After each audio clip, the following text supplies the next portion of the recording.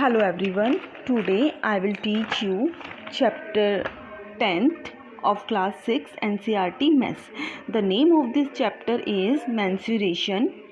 This is our introduction video जिसके अंदर हम इस चैप्टर के टॉपिक्स एंड कॉन्सेप्ट को डिस्कस करेंगे, जिससे आपको इस चैप्टर की एक्सरसाइज करने में बहुत हेल्प मिलेगी और आप सारी एक्सरसाइज के सारे क्वेश्चंस जो हैं बहुत इजीली कर पाएंगे. क्लियर? Now let's start. तो हमारा जो फर्स्ट टॉपिक है वो है पेरीमीटर. ठीक है, तो व्हाट इज़ पेरीमीटर? पेरीमीटर क्या होता है आपका कि the distance of a figure of the distance of all the way around the figure. ठीक है, आपकी कोई भी फिगर है उसकी जो बाउंड्री लेयर की जो डिस्टेंस है उसको हम बोलते हैं क्या? पेरीमीटर. ठीक है, तो डिस्टेंस अराउंड दी बाउंड्री जो होती है वो होती है पेरीमीटर. ठीक है, इसमें आप डिफरेंट शेप्स पढ़ोगे, डिफरेंट शेप्स के डिफरेंट पैरामीटर होते हैं.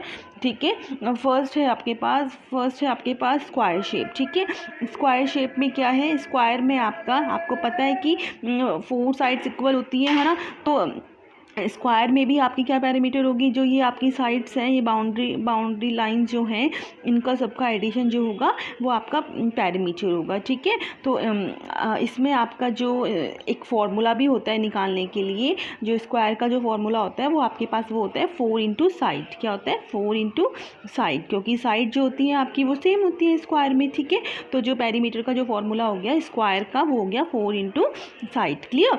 तो इसी तरह से आपकी जो नेक्स्ट शेप आती है वो होती है आपकी रेक्टेंगल, जो कि आपको स्लाइड में दिखाया गया है. ठीक है, ये जो आपका रेक्टेंगल है, आपको पता है कि जो रेक्टेंगल होता है आपका वो क्या होता है? उसकी जो अपोजिट साइड्स हैं वो इक्वल होती है ना.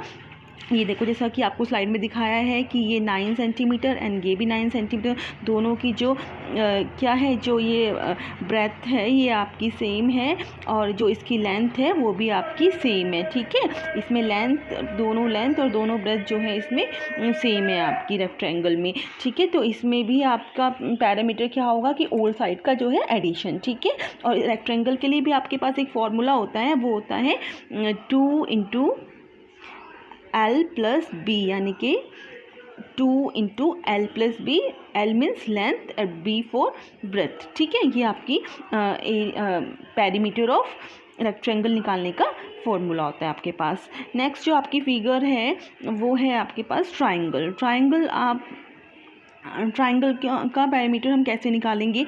तो आपको पता है सेम पैरामीटर, तीनों साइड का जो एडिशन है वो. ठीक है, तो जैसे कि आपको पता है कि आपके पास ट्राइंगल्स जो हैं डिफरेंट टाइप्स के होते हैं.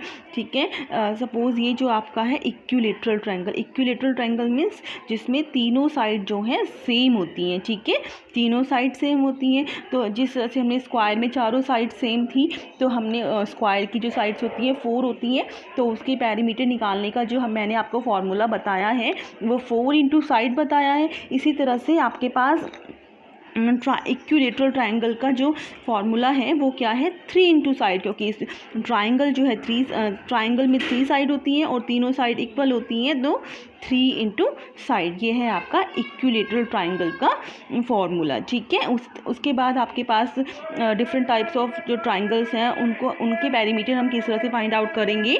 जैसे आपके पास है स्केलिन ट्राइंगल में क्या होता है कि उसमें कोई भी साइड आपकी इक्वल नहीं होती. स्केलिन ट्राइंगल में आपकी कोई भी साइड इक्वल नहीं होती, तो उसका जो आपका फॉर्मूला हुआ पैरामीटर निकालने का, तो उसमें आप सारी साइड्स का जो है एडिशन कर दोगे. क्लियर? जितनी भी साइड्स हैं उनका जो है आपका एडिशन हो जाएगा, वो हो जाएगा आपका पैरामीटर ऑफ स्केलिन.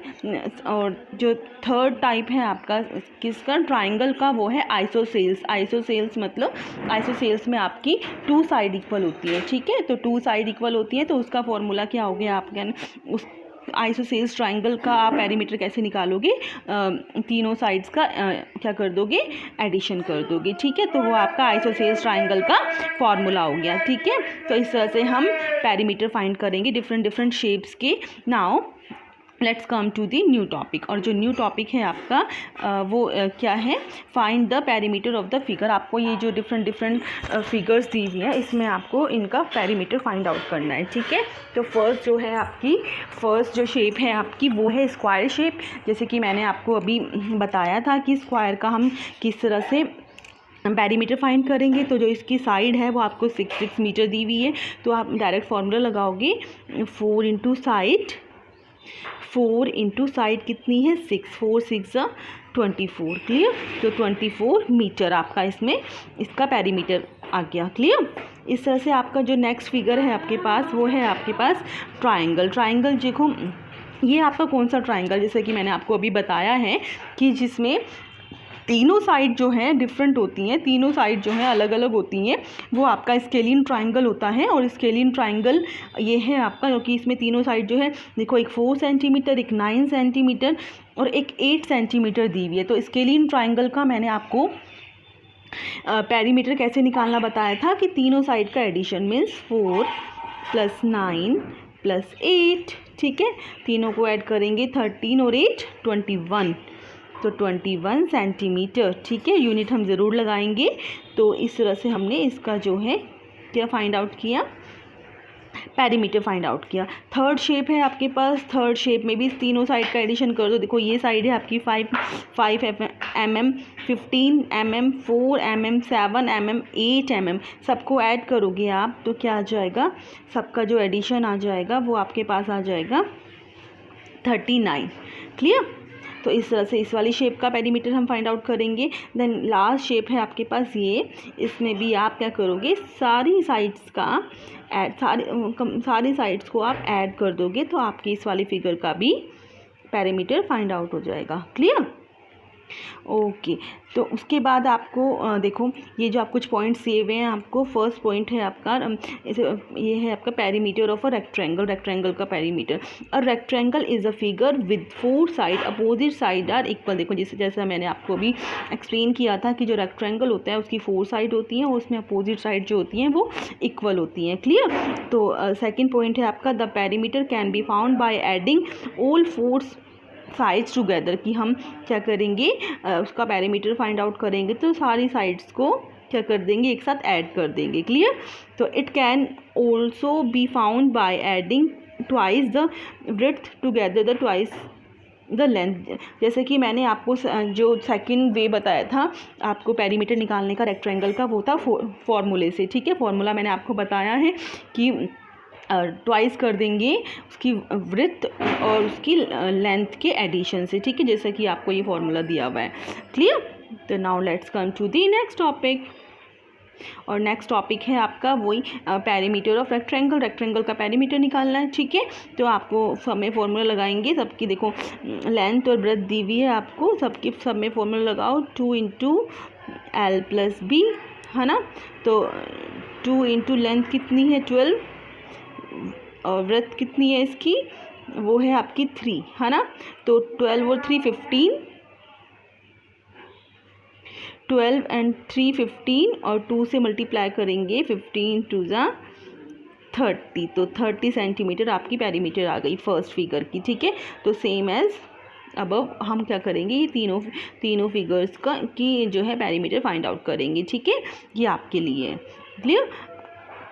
अब नेक्स्ट जो आपका टॉपिक है वो है एरिया। हम एरिया, अभी तक तो हमने पेरीमीटर पढ़ा, अब हम एरिया पढ़ेंगे। एरिया क्या होता है कि the area of a figure is the number of squares unit that cover the surface of the close figure, कि आपको जो कोई क्लोज फिगर दी हुई है उसमें कितने नंबर ऑफ स्क्वायर्स जो हैं आपके कवर हो रखे हैं, ठीक है। तो वो आपका एरिया होता है, ठीक है। इन अदर वर्ड हम किसी भी शेप का जो है एरिया फाइंड आउट करते हैं तो हम बेसिकली उसमें ये फाइंड आउट करते हैं कि उसने कितना स्पेस ऑक्यूपाई कर रखा है, ठीक है, उसने कितना स्पेस जो है वो ऑक्यूपाई कर रखा है, क्लियर। तो इस तरह से आपको नेक्स्ट जो है वो है a square unit is a unit that has 4 equal sides, ठीक है। स्क्वायर यूनिट का मतलब क्या होता है, जिसकी 4 साइड जो है आपकी इक्वल हो, ठीक है, इस तरह से।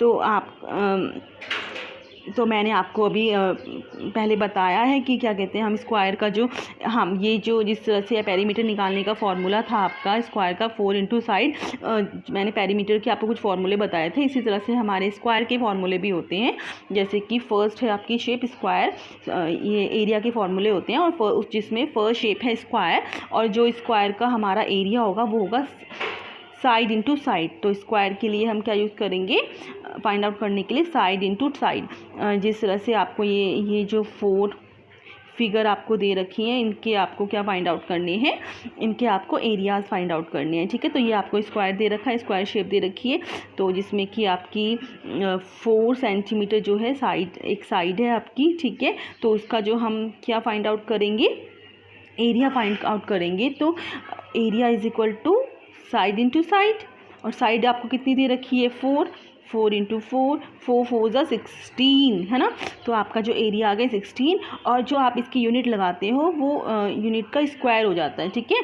सेंटीमीटर स्क्वायर या मीटर स्क्वायर या, है ना, जो इंच स्क्वायर, जो भी आपको यूनिट दे रखी है तो उसके साथ हम स्क्वायर लगा के जो है यूनिट शो करते हैं। क्लियर। तो इस तरह से आप ये जो नेक्स्ट फिगर्स हैं आपकी, उनका एरिया फाइंड आउट करोगे, ठीक है। एंड नेक्स्ट टॉपिक है आपका एरिया ऑफ रेक्टेंगल। रेक्टेंगल का एरिया फाइंड आउट हम किस तरह से करते हैं। रेक्टेंगल का आपका फॉर्मूला होता है area of rectangle is equal to L into B, है ना, लेंथ इंटू ब्रेथ, दोनों को आप सिंपल मल्टीप्लाई कर देते हो, ठीक है। जिस तरह से आपको ये स्लाइड्स में आपको फाइंड आउट करने के लिए दिए हुए हैं एरियाज़। तो आपको देखो इसकी लेंथ जो दी हुई है 6 सेंटीमीटर दी है, और इसकी जो ब्रेथ दी हुई है वो 4 सेंटीमीटर दी हुई है। तो फॉर्मूला आपके पास है area is equal to L into B, या तो ब्रेथ बोल दो या ब्रेथ बोल दो, है ना, एक ही बात होती है। दोनों का मतलब किससे होता है, इस वाली आपकी लेंथ से होता है, ठीक है। तो L6 इंटू 4, 6 4 = 24, और 24 सेंटीमीटर स्क्वायर, ठीक है। हाँ, इस तरह से हम ये एरियाज़ जो है फाइंड आउट करेंगे। तो आई होप आपको एरिया और पैरामीटर जो है अच्छे से क्लियर हो गया होगा। Now I will come again with new topic. Thank you.